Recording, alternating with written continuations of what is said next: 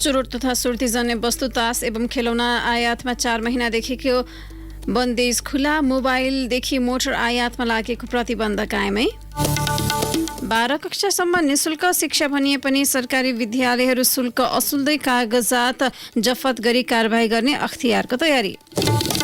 भारतको गहुँ निर्यातमा रोक लगाएसँगै नेपालका उद्योगी समस्यामा गहुँबाट बन्ने खाद्य वस्तुको मूल्य बढ्दै। सोभियत संघका नेता मिखाइल गोर्बाचेभको 91 वर्षको उमेरमा निधन। राष्ट्रसङ्घका महासचिव गुटरेसद्वारा दुःख व्यक्त। र केन्या विरुद्धको 5औं T20 सिरिज नेपालको पक्षमा। राष्ट्रिय टोली 31 रनले विजयी। नमस्कार, कान्तिपुर डायरीका साथमा साथी रमेश र म दिवा। अब समाचार विस्तारमा। विदेशी मुद्रा सञ्चित बढाउन 4 महिना अघि विलासिताका 10 वस्तुको आयात बन्देज गरेको सरकारले अनावश्यक केही सामग्रीको आयात खुलाएको छ। सरकारले चुरोट तथा सुर्तीजन्य वस्तु, तास, खेलौना, कुरकुरे, कुरमुरे, लेज, रङ्गीन टिभी, हिराको आयात खुलाउने निर्णय हिजो गरेको हो। सबै प्रकारका तयारी मदिरा, जीप, कार र भ्यान, 150 सीसी माथिका मोटरसाइकल, स्मार्टफोनको आयात बन्देज भने यथावत राखिएको छ। सरकारले तास आयात खुलाउनु कानून विपरीत समेत छ। जुवा ऐन 2022ले नै जुवातास आयातमा निरुत्साहित गरेको छ। ऐनले जुवा खेल्न वा खेलाउन प्रतिबन्ध लगाउन समेत भनेको छ। ऐनको दफा 4 कले कुनै व्यक्तिले जुवा खेलेमा पहिलो पटकलाई 200 जरिवाना, दोस्रो पटकलाई 1 महिनादेखि 3 महिना कैद र तेस्रो पटकदेखिलाई 1 वर्ष कैदको व्यवस्था गरेको छ। पूर्व वाणिज्य सहसचिव रवि सैजुलले भन्नुभयो, तास प्रहरीले खेल्न दिँदैन, चुरोट सुर्ती आवश्यकता होइन, यी वस्तुको आयात खोल्नुपर्ने जरुरी नै थिएन। दशैं तिहार आएरै व्यापारीको दबावमा आयात खुला भयो।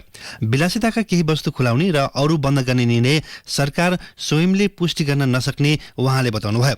अर्थतन्त्र नाजुक बन्दै गएपछि सरकारले गत वैशाख 13 मा राजपत्रमा सूचना निकालेर विलासिताका 10 वस्तुको आयातमा प्रतिबन्ध लगाएको थियो। त्यसलाई कसिलो बनाउँदै गत असार 31 देखि भदौ 14 सम्मलाई बन्देजलाई निरन्तरता दिएको थियो। अनिवार्य तथा निशुल्क शिक्षा नियमावली 2077 को दफा 5 मा माध्यमिक तह कक्षा 12 सम्म शुल्क लिन नहुने उल्लेख छ। सार्वजनिक विद्यालयको भर्ना, मासिक पढाइ, परीक्षा, पाठ्यपुस्तक बापत शुल्क लिन नहुने ऐनको व्यवस्था गरिएको छ। तर संविधान, ऐन, कानून उल्लङ्घन गर्दै सरकारका निकायले नै विद्यार्थी अभिभावकबाट रकम असुलिरहेका छन्।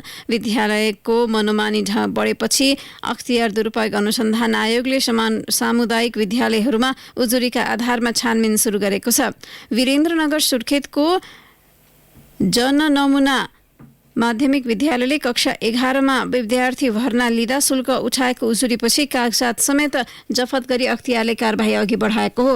जननमुना सहित अन्य सामुदायिक विद्यालयले बिना रसिद विभिन्न कक्षामा शुल्क असुल गरेको उजुरी प्राप्त भएको अख्तियारका प्रवक्ता श्याम प्रसाद भण्डारीले जारी गरेको विज्ञप्तिमा उल्लेख छ। जननमुनाले कक्षा 11 मा भर्ना हुने विद्यार्थीसँग 2,76,000 रुपियाँ उठाएको उहाँले बताउनुभयो। उच्च अदालत सुर्खेतले 2078 मङ्सिर र जेठमा विद्यार्थीसँग कुनै शुल्क नलिन परमादेश र अन्तरिम आदेश दिएको थियो। अदालतको आदेश पछि पनि शुल्क उठाउन रोकिएको छैन। अख्तियारको अनुसन्धानपछि शिक्षा मन्त्रालयले समेत विज्ञप्ति निकालेर ध्यानाकर्षण भएको जनाउँदै संविधान, शिक्षा ऐन 2028 अनिवार्य तथा निशुल्क शिक्षा सम्बन्धी ऐन 2075 र त्यस सम्बन्धी नियमावली 2077 लगायत प्रचलित कानूनले बन्देज गरेका शीर्षकमा विद्यार्थीबाट शुल्क नउठाउन आग्रह गरेको छ। मन्त्रालयका प्रवक्ता दीपक शर्माले सहयोगदाता व्यक्ति तथा संस्थाबाट प्राप्त गर्ने सहयोग रकम समेत स्थानीय तहको अनुमतिमा विधि र प्रक्रिया पूरा गरेर मात्र लिनुपर्ने स्मरण गराएका छन्।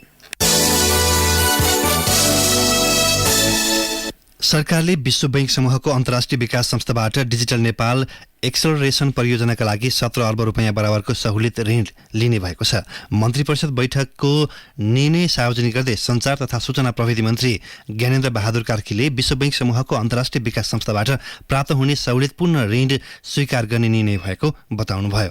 विश्व बैंक समूहको अन्तर्राष्ट्रिय विकास संस्थाबाट डिजिटल नेपाल एक्सलरेसन परियोजनाको लागि 140 मिलियन अमेरिकी डलर करिब रु 17 अर्ब सहुलियत ऋण स्वीकार गर्ने, भुटानमा आयोजना हुने इसी मोडको 53औं बोर्ड अफ गभर्नरको बैठकमा सहभागी हुन राष्ट्रिय योजना आयोगका उपाध्यक्ष डाक्टर विश्वनाथ पौडेललाई स्वीकृत प्रदान गर्ने।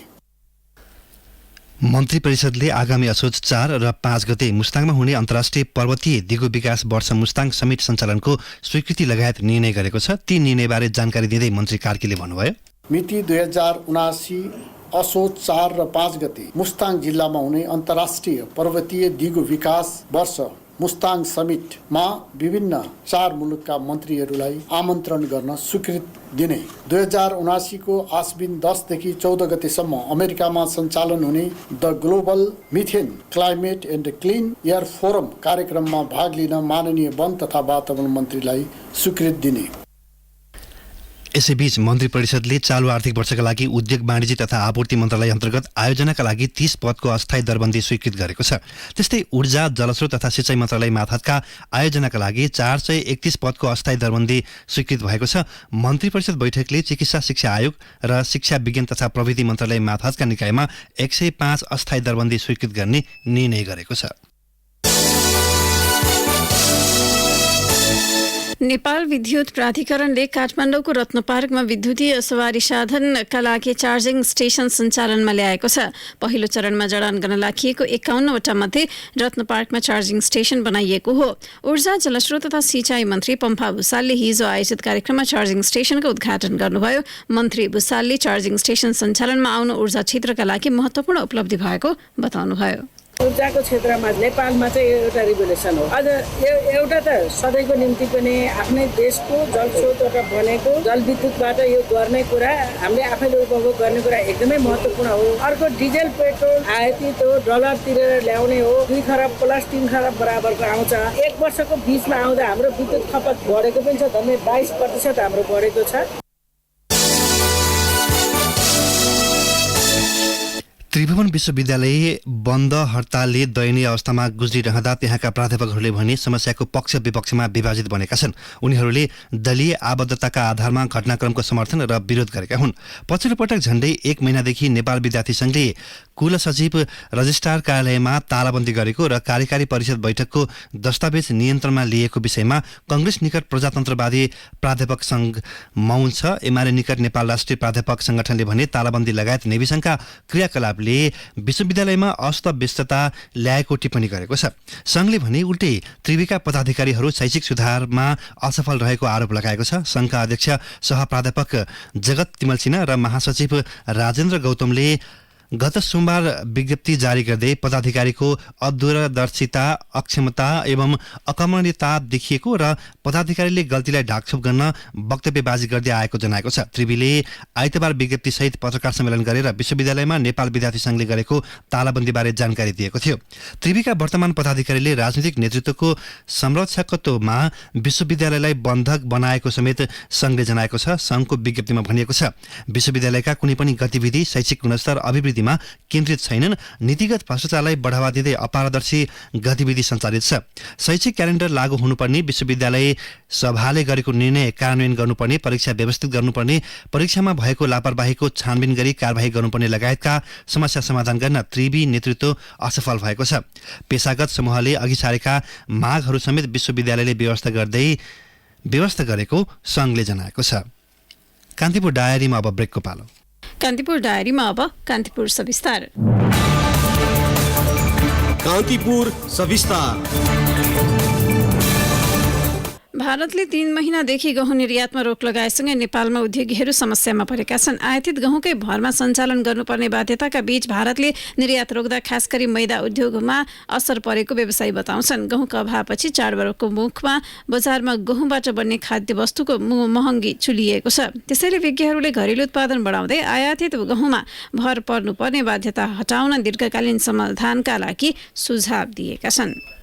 रुस र युक्रेन बीचको युद्धलाई कारण देखाएर खाद्य सुरक्षाका लागि भन्दै भारतले गत वैशाखदेखि गहुँ निर्यातमा प्रतिबन्ध लगाएसँगै नेपालमा आयात करिब आधाले घटेको छ। अघिल्लो आर्थिक वर्ष 2077-78 मा करिब 12 अर्बको गहुँ भारतबाट आयात भएकामा गत आर्थिक वर्ष 2078-79 मा जम्मा 6 अर्ब मूल्य बराबरको मात्र गहुँ आयात भएको कृषि विभागको तथ्याङ्क छ। मुलुकमा गहुँको माग वार्षिक 25 लाख मेट्रिक टन छ। धानपछिको प्रमुख बालीका रूपमा लिइने गहुँ वार्षिक करिब 21 लाख मेट्रिक टन उत्पादन हुने गरेको सरकारी तथ्याङ्क छ। बाँकी 4 लाख मेट्रिक टन भारतबाट आयात हुँदै आएको छ। खाद्यान्नका लागि घरेलु गहुँले माग धान्न सक्ने भएकाले आयातित गहुँ उद्योगका लागि प्रयोग हुँदै आएको छ। कृषि तथा पशुपन्छी विकास मन्त्रालयका प्रवक्ता प्रकाश कुमार सञ्जेल भन्छन्, गहुँको त अहिले हाम्रो लागि त पर्याप्तै उत्पादन छ। हाम्रो जुन 21 लाख टन जति उत्पादन छ त्यो हाम्रो जुन खाने बानी छ, हामी प्रत्येक गहुँ अथवा गहुँलाई यहीँ लोकलले पिठो बनाएर अथवा त्यसको रोटीहरू बनाउने जति उपयोग गर्छौँ हाम्रो क्यालोरीको हिसाबले होइन, अधिकांश हाम्रो 70-80% अब हाम्रो धान चामलबाटै होइन चामलबाटै परिपूर्ति हुन्छ। त्यो भएर गहुँको चाहिँ हाम्रो उपयोग एकदमै कम छ क्यालोरी रिक्वायरमेन्टको हिसाबले। गहुँ निर्यात बन्द गरेको करिब 3 महिना हुँदा समेत सरकारले आयात खुलाउनतर्फ पहल गरेको देखिँदैन। अघिल्लो सोमबारदेखि भारतले बङ्गलादेश, इन्डोनेसिया, यमन, युएई र ओमानका लागि कोटा तोकेर गहुँ निकासी खुला गरेको छ। खाद्य सङ्कट पर्न सक्ने भन्दै निकासी बन्द गरेको भारतले केही समय अघि निकासीलाई पुनः निरन्तरता दिन गहुँ आवश्यक पर्ने मुलुकसँग चाहिने परिमाण मागेको थियो। तर तालुकदार निकाय, उद्योग वाणिज्य तथा आपूर्ति मन्त्रालयले तोकिएको समयमा समन्वय नगर्दा भारतले गहुँ निकासी गर्ने मुलुकको सूचीमा नेपाल पर्न नसकेको टिप्पणी हुँदै आएको छ। नेपालमा 37 वटा मैदा उद्योग सञ्चालन भइरहेकोमा गहुँ अभावको प्रत्यक्ष असर ती उद्योगमा पर्ने देखिएको छ। गहुँको आयात अनिश्चित बन्दा मैदा उत्पादनमा असर परेको नेपाल मैदा मिल एसोसिएसनका प्रतिनिधि अजय पराजुली बताउँछन्। इम्पोर्टै गर्नुपर्ने बाध्यता भयो। अब इम्पोर्ट गर्न अब सिजन आउन 7-8 महिना अरू बाँकी भएकोले गर्दाखेरि एकदम 15-20 दिन अथवा पनि नपुग्ने उद्योग, कुनै उद्योगलाई अलिकति बाँकी होला, कुनै उद्योगको त्यो पनि छैन होइन। त्यसले गर्दाखेरि धेरै नै टाइट स्थिति भइरहेको छ। अलिकति गाह्रो भएको छ उद्योगहरूलाई अहिले। अब झन् चाडबाड नजिक आएको बेलामा चाहिँ अब सबै कुराहरू अलिक बढी खपत हुने त्यस्तो बेलामा चाहिँ प्रोडक्सन मजाले गर्न पाउँदाखेरि चाहिँ उद्योगहरूलाई त्यो हेभी बिजनेस हुने बेलामा नै यो क्राइसिस आउँदाखेरि धेरै गाह्रो भयो। गहुँ निर्यातमा भारतले प्रतिबन्ध लगाएसँगै सिर्जित अभावले यसका उत्पादनको मूल्य अचाक्ली बढेको छ। वैशाख अघि प्रति किलो 34 रुपियाँमा पाइने गहुँको मूल्य हाल 48 रुपियाँ पुगेको छ। त्यस्तै 46 रुपियाँ प्रति किलो पाइने मैदा 61 रुपियाँ पुगेको नेपाल फ्लोर मिल एसोसिएसनको तथ्याङ्क छ। 48 रुपियाँ प्रति किलोमा पाइने गहुँको पिठो बढेर 64 रुपियाँ पुगेको छ। यसरी अचाक्ली भएको मूल्य वृद्धिको तत्कालीन समाधान भनेकै गहुँको आयात नै हो। त्यसका लागि केही दिन अघि भारतलाई पत्रचार गरिसकिएको उद्योग मन्त्रालयको दाबी छ। मन्त्रालयका प्रवक्ता नारायण प्रसाद रेग्मीले गहुँ निर्यातका लागि भारतमा पहल गरिसकिएको दाबी गरेका छन्। यसैबीच गहुँको माग स्वदेशमै पूरा गर्न कृषि विभागले भने तयारी थालेको छ। उत्पादन वृद्धिका लागि बिउ छनौट गरिएको विभागका प्रबन्धक खेमराज पन्तको भनाइ छ। अहिले हाम्रो जुन 10वटा नयाँ भेराइटी रिलिज गरेका छौँ त्यसमा चाहिँ 7वटा चाहिँ मध्य र उच्च पाहाडको लागि छ भने 3टा चाहिँ तराईको लागि छ र ती जातहरूमा पनि हामीले 10वटा जातहरू मध्ये 5वटा जात चाहिँ बायोफोर्टी भयो, जुनमा चाहिँ जिङ्क र आइरन मात्रा चाहिँ बढी भएको जातहरू विकास गरेका छौँ। हामीले चाहिँ जुन रोटीमा चाहिँ जिङ्क र आइरनको तत्त्व चाहिँ बढी गहुँबाट चाहिँ बनेको रोटीहरू खायो भने हाम्रो चाहिँ जिङ्क र आइरनबाट हुने मालन्युट्रिसन चाहिँ हामीले चाहिँ दूर गर्न सक्छौँ। त्यही भएर नयाँ जातहरू राम्रा छन्, ती जातहरूलाई चाहिँ उचित मलखादको व्यवस्थापन र सिँचाइको व्यवस्थापन गर्ने हो भने हामीले चाहिँ सजिलै हाम्रो जुन यो 3-4 लाख मेट्रिक टन जुन हामीले चाहिँ आयात गरेका छौँ त्यसलाई चाहिँ प्रतिस्थापन गर्न सकिन्छ। गहुँ आयात रोकिँदा औद्योगिक उत्पादनहरू समेत प्रभावित भएका छन्। सँगसँगै उद्योगहरू सञ्चालन नहुँदा श्रमिकको रोजगारी खोसिने डर पनि उत्तिकै छ। सोही समस्या समाधानका लागि सरकार गम्भीर बन्नु आवश्यक रहेको आवाज उठ्न थालेका छन्। रेडियो कान्तिपुरका लागि सहकर्मी विनोद घिमिरे तथा सरिता थारूको सहयोगमा रमेश दुलाल। कान्तिपुर सविस्तार।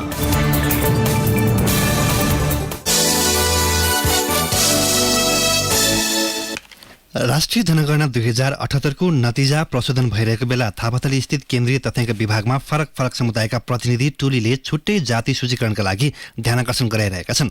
छुट्टै जात जाति कायम हुनुपर्ने र गलत नाम सचिनुपर्ने लगायत मागसहित 2 दर्जनभन्दा बढी जातीय संस्थाले विभागमा ध्यानाकर्षण पत्र बुझाइसकेका छन्। सिन्धुरिया समाजले सिन्धुरिया बनिया जाति उल्लेख हुनुपर्ने भन्दै विभागमा निवेदन दिएको छ। गुडियारी भाषा संस्कृति पहिचान उत्थान केन्द्रले गुडरिया जाति, पटहरा समाजले पटहरा जाति र रौनियार सेवा समितिले रौनियार जात सूचीकृत गर्न माग सहित निवेदन दिएका छन्। राष्ट्रिय जनगणनाको फारममा कायत जाति उल्लेख नभएको देखेपछि गत वर्ष बागलुङका कायत समुदायले जनगणना बहिष्कार घोषणा गरेका थिए। पछि तथ्याङ्क कार्यालय बागलुङ र केन्द्रीय तथ्याङ्क विभागले कायत जाति उल्लेख गर्ने प्रतिबद्धता जनाए। केन्द्रीय तथ्याङ्क विभाग जात जाति निर्धारण गर्ने निकाय भने होइन, तर तथ्याङ्कको सिद्धान्त अनुसार जनगणनाको लगतमा उत्तरदाताले जस्तो लेखेका छन् त्यस्तै जात जाति र अन्य तथ्याङ्क प्रकाशन हुनुपर्छ। विभागले व्यक्ति वा समुदायले दावी गरेकै आधारमा जात जाति उल्लेख गर्ने गरेको छ। जनगणनाको सुरुवातदेखि प्रश्नावलीमा जात समेटिएको पाइन्छ, त्यसपछि जात र थर खुलाइएको छ। जनसङ्ख्याविद बालकृष्ण माबुहाङ समाज मानवशास्त्रीय अध्ययन नभई जनगणनाको तथ्याङ्कमा जात-जाति छुट्याउने गरिएको बताउनुहुन्छ।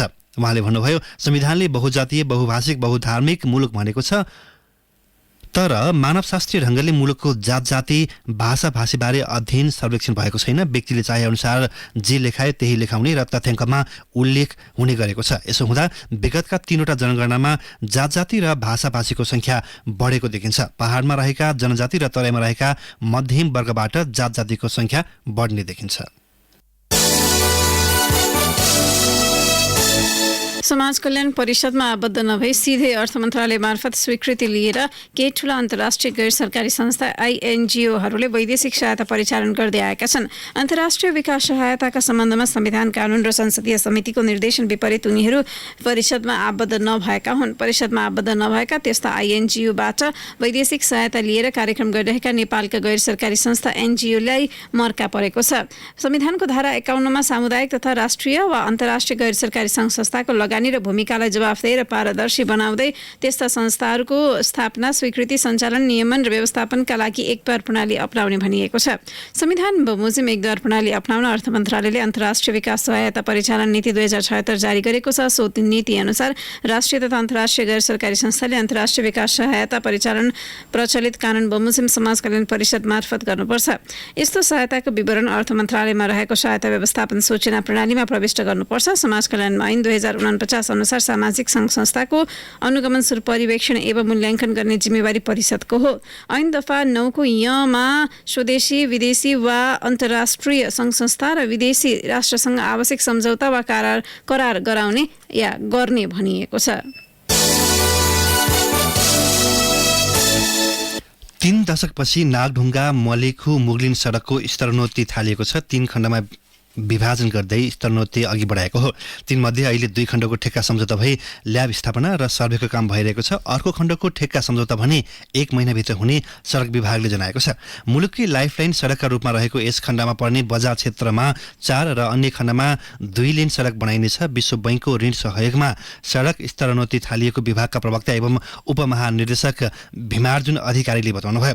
पहिलो प्याकेजका रूपमा नागढुङ्गा 9 विषय खण्ड छ, जसको दूरी 12.26 किलोमिटर र ठेक्का रकम 1 अर्ब 30 करोड 84 लाख रुपियाँ रहेको अधिकारीले बताएका छन्। यसको ठेक्का सम्झौता 2078 चैत 29 मा भए पनि काम 2079 जेठ 26 बाट सुरु भएको हो। निर्माणको काम 2081 जेठ 27 भित्र सकिसक्नुपर्नेछ। यस खण्डको ठेक्का जाङसु सगुन जेभीले लिएका हुन्। जाङसु चिनिया कम्पनी हो। दोस्रो प्याकेज भने 9 विषय मूल्यको खण्ड हो। यसको दूरी 48.5 किलोमिटर छ। यसको संयुक्त सर्वेको काम 50% सकिसकेको र ल्याब स्थापना गर्ने काम भइरहेको अधिकारीको भनाइ छ। दोस्रो खण्डको ठेक्का रकम भने 5 अर्ब 33 करोड 19 लाख रुपियाँ छ। ZICG शर्मा लामा जेभीले यस खण्डको ठेक्का लिएका छन्। ZICG पनि चिनिया कम्पनी रहेको विभागले जनाएको छ। 2079 वैशाख 14 मा ठेक्का सम्झौता भएको र कार्यादेश जेठ 26 मा दिएको विभागले बताएको छ। सम्झौता अनुसार यसको काम 3 वर्षभित्र अर्थात् 2082 जेठ 27 भित्र सकिसक्नुपर्नेछ। तेस्रो प्याकेज हो मलेखु मुगलिन खण्ड। यसको काम भने सुरु भएको छैन। यस खण्डमा ठेक्का मूल्याङ्कन भइरहेको विभागको भनाइ छ। अधिकारीले भन्नुभयो, 1 महिनाभित्र मोबिलाइज हुने गरी ठेक्का सम्झौता हुनेछ। अहिले आर्थिक र प्राविधिक मूल्याङ्कन भइरहेको छ। ठेक्का सम्झौता भएपछि लागतबारे भन्न सकिने उहाँले बताउनुभयो। 34.14 किलोमिटर दूरीको यस खण्डको निर्माण अवधि 3 वर्षको हुनेछ। 2 लेन सडक 48 किलोमिटर, क्लाइम्बिङ लेन 37.5 किलोमिटर र 4 लेन सडक 9.4 किलोमिटर सहित मुगलिनसम्म 94.9 किलोमिटर सडक स्तरोन्नति गर्न लागि विभागले जनाएको छ। यस खण्डमा 21 वटा नयाँ पुल निर्माण गरिनेछ। अहिले भएका पुराना पुल 2 लेनका छन्। पुरानो पुलकै छेउमा 2 लेनकै नयाँ पुल निर्माण गरिने बताएको छ। अधिकारीले भन्नुभयो, नयाँ पुल बनेपछि पुराना भत्काइने छैन, चलुन्जेल चलाइनेछ। यसबाट साँघुरा पुलले गर्दा हुने ट्राफिक जाम कम हुनेछ। कान्तिपुर डायरीमा पुनः ब्रेकको पालो। ब्रेकपछि कान्तिपुर डायरीमा अब आर्थिक प्रसङ्ग। 1 महिनाभित्र कृषि सामग्री कम्पनीका 9 र्याक युरिया मल वीरगञ्ज आइपुगेका छन्।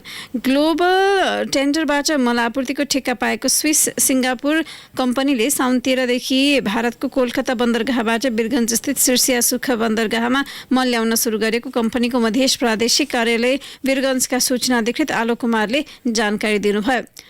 उहाँले भन्नुभयो, कुल 30,000 टन युरिया मल आपूर्तिको ठेक्का पाएको स्विस सिङ्गापुरले कम्पनीको वीरगञ्ज प्रादेशिक कार्यालय र भैरवा प्रादेशिक कार्यालयका लागि शीर्षिया सुखा बन्दरगाहमा 22,500 टन मल ल्याएको छ। कुल 30,000 टन युरिया मलमध्ये 10% अर्थात् 3,000 टन मल बफर स्टक सरकारी कार्यालय वा योजनाहरूका लागि छुट्याउनेमा राखिएको छ। त्यसपछि बाँकी मलमध्ये 12,000 टन वीरगञ्ज, 10,000 भैरवा, 4,500 टन विराटनगर प्रादेशिक कार्यालयले पाएका छन्। भैरवाको मल वीरगञ्जबाट ट्रकमा ढुवानी गरी लगिएको छ। विराटनगरको मल कोलकाताबाट ट्रकमा ढुवानी गरी पूर्वी नाकाबाट विराटनगर ल्याइएको हो। कम्पनीको मधेस प्रादेशिक कार्यालय वीरगञ्जमा प्राप्त युरियामध्ये सोमबारसम्म 7,455 टन कार्यालय माथातका जिल्ला कार्यालयमा परिचालन भइसकेको छ। नेपाल राष्ट्र बैंकले डलर कार्ड प्रयोग गर्न नपाइने क्षेत्र तोकिदिएको छ। 18वटा मर्चेन्ट क्याटेगोरी कोडका वस्तु तथा सेवाको भुक्तानीमा डलर कार्ड प्रयोग गर्न नपाइने भएको हो। वाणिज्य तथा विकास बैंकहरूलाई निर्देशन जारी गर्दै राष्ट्र बैंकले तोकेरै 18 कोडका वस्तु तथा सेवामा डलर कार्डबाट भुक्तानी नहुने व्यवस्था गर्न निर्देशन दिएको छ। हालसम्म डलर कार्डको प्रयोजनमा भुक्तानीका क्षेत्रहरू तोकिएको थिएन। कोड नम्बरका आधारमा राष्ट्र बैंकले डलर कार्ड प्रयोग गर्न नपाइने भनेका भुक्तानीका क्षेत्रमा क्यासिनोदेखि अनलाइन जुवासम्म छन्। त्यस्तै डलर कार्डबाट विदेशमा कसैलाई रकम स्थानान्तरण गर्न पाइने छैन। प्रत्यक्ष बीमा सेवा र विदेशी वित्तीय संस्थाका सदस्यलाई नगद व्यापारिक सामान र सेवाको भुक्तानी गर्न पनि डलर कार्डको प्रयोग गर्न पाइने छैन। अब खेल प्रसङ्ग। अब अन्तर्राष्ट्रिय प्रसङ्ग। सोभियत सङ्घका नेता मिखाइल गोर्बाचेभको 91 वर्षको उमेरमा निधन भएको छ। शीत युद्धलाई शान्तिपूर्ण अन्त्य गराएको श्रेय पाएका गोर्बाचेभ सन् 1985मा सोभियत सङ्घको नेतृत्वमा पुगेका थिए। सोभियत सङ्घको विघटन रोक्न नसकेका गोर्बाचेभले कैयौँ नीतिगत सुधार भने गरेका थिए। विश्वको इतिहास परिवर्तनमा महत्त्वपूर्ण योगदान पुर्याएका नेता गोर्बाचेभको निधनप्रति राष्ट्रसङ्घका महासचिव एन्टोनियो गुटेरेसले दुःख व्यक्त गर्नुभएको छ। अब खेल प्रसङ्ग। घरेलु टोली केन्याको भ्रमणमा रहेको नेपाली राष्ट्रिय क्रिकेट टोलीले 5औं एकदिवसीय म्याच 3-2ले हात पारेको छ। केन्याको नाइरोबी स्थित जिमखाना क्रिकेट मैदानमा भएको अन्तिम तथा 5औं खेलमा 31 रनले विजयी भएसँगै नतिजा नेपालको पक्षमा आएको हो। आजको खेलमा टस जितेर पहिले ब्याटिङ यसलाई फेरि सुन्नुहोला। हिजोको खेलमा टस जितेर पहिले ब्याटिङ रोजेको नेपालले निर्धारित 20 ओभरको खेल सकिँदा 7 विकेटको क्षतिमा 175 रन बनाएको थियो। जवाफमा 176 रनको लक्ष्य पछाएको केन्याले निर्धारित ओभरको खेल सकिँदा 7 विकेटको क्षतिमा 144 रन बनाएको थियो। नेपालका लागि कप्तान सन्दीप लामिछाने र बसिर अहमदले समान 2-2 विकेट लिए। करण केसी, मोहम्मद आदिल अलाम र दिपेन्द्र सिंह ऐरीले समान 1-1 विकेट लिएसँगै खेल नेपालको पक्षमा आएको हो। यसअघि टस जितेर ब्याटिङ गरेको नेपालका लागि ज्ञानेन्द्र मल्ल सर्वाधिक 59 रन बनाउँदै मैदान बाहिरिएका थिए। यस्तै अर्का ब्याट्सम्यान रोहित पौडेल 47 रनमा आउट भए। नेपालको पहिलो विकेटका लागि अर्जुन साउद र ज्ञानेन्द्र मल्लले 8 ओभर खेल्दै 65 रनको साझेदारी गरेका थिए। यसअघि भएका 4 खेलमा नेपाल र केन्याको 2-2 अङ्क थियो।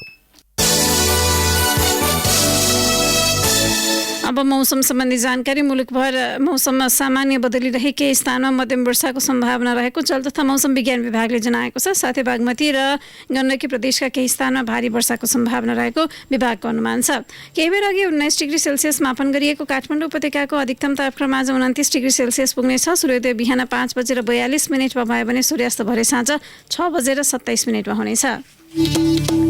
अवस्था यसका साथै कान्तिपुर डायरीको यो बुलेटिन यही सकिन्छ। साथी रमेश र म दिवा बिदा माग्छौँ। नमस्कार।